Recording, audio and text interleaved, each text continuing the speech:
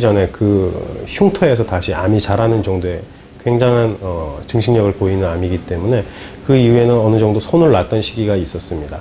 최근에는 새로운 여러 가지 항암 약물들이나 표적 치료제 그리고 토모세라피라고 하는 새로운 형태의 방사선 치료가 활발하게 이루어짐과 동시에 3개월 정도의 평균 생존율을 좀 더 6개월에서 1년 이상까지 장기 생존을 꾀하는 치료들을 열심히 하고 있고, 부분적으로 그런 치료에 반응을 보이는 분들이 최근 속속 나타나고 있는 상태입니다.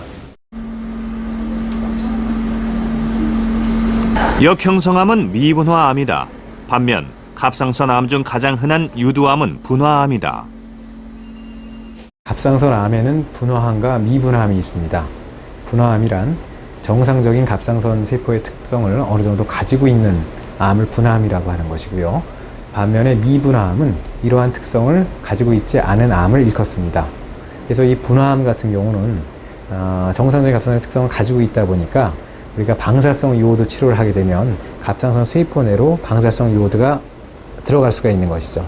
하지만 미분화암 같은 경우는 이러한 정상적인 특성을 가지고 있지 않다 보니까 동위원소 치료를 하더라도 그 방사성 요오드가 미분화암으로 들어가지가 않게 되는 것입니다. 그렇기 때문에 예후에 있어서 차이를 보이고 있는 것이죠. 임파선으로 전이가 잘 되는 유두암과 원격 전이가 잘 되는 여포암이 갑상선암 중에서 분화암으로 구분된다. 반면 진단 후 6개월 이내에 사망하기 쉬운 역형성암은 미분화암이다. 일반적인 갑상선암과는 달리 다른 세포에서 암이 발생하는 경우도 있다. 수질암이다.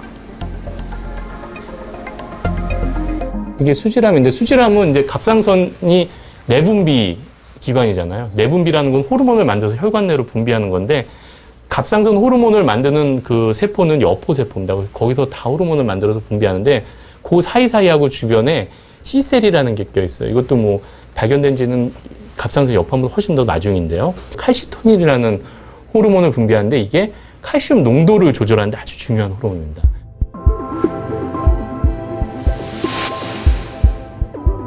갑상선을 현미경으로 보면 여포세포와 C세포 두 종류의 세포로 이루어져 있다. 여포세포는 갑상선 호르몬을 만들어 공 모양의 여포 내부에 저장한다. 유두암과 여포암, 역형성암이 여포세포에서 기원한다. 여포 바깥의 C세포는 혈액 속 칼슘량을 조절하는 칼시토닌 호르몬을 생산한다. 수질암이 이 C세포에서 기원한다. 그 조직학적으로는 이게 유두암인지 여포암인지 수질암인지 구별이 어려울 때가 있습니다. 그럴 경우에 저희가 임상의 의사한테 부탁을 드립니다. 뭘 부탁하냐면 칼시토닌이 혈액 내로 분비가 되기 때문에 혈액 내에 칼시토닌 수치가 증가되어 있는지 안 증가되어 있는지 좀 체크해달라고 합니다. 그래서 체크를 해서 그게 증가되어 있다고 그러면 수질암의 가능성이 훨씬 더 높은 거고요. 그게 증가되어 있지 않다고 그러면 갑상선의 유두암이나 아니면 여포암이나 아니면 역형성암 가능성도 있는 거죠. 국내 발병 갑상선암의 95%는 치료가 어렵지 않은 유두암이다. 여포암, 수질암, 미분화암 순서로 치료 난이도가 높아진다.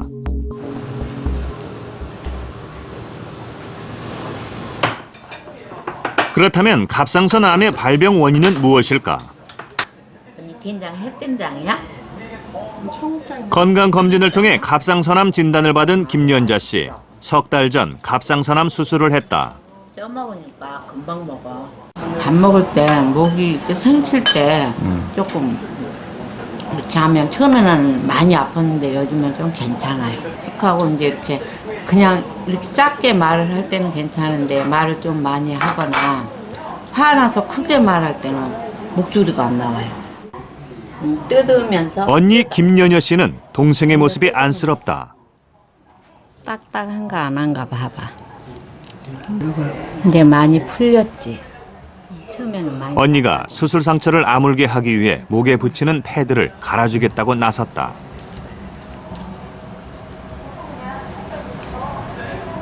동생 김연자 씨의 갑상선암은 1cm가 안 되는 크기로 전이도 발견되지 않았다.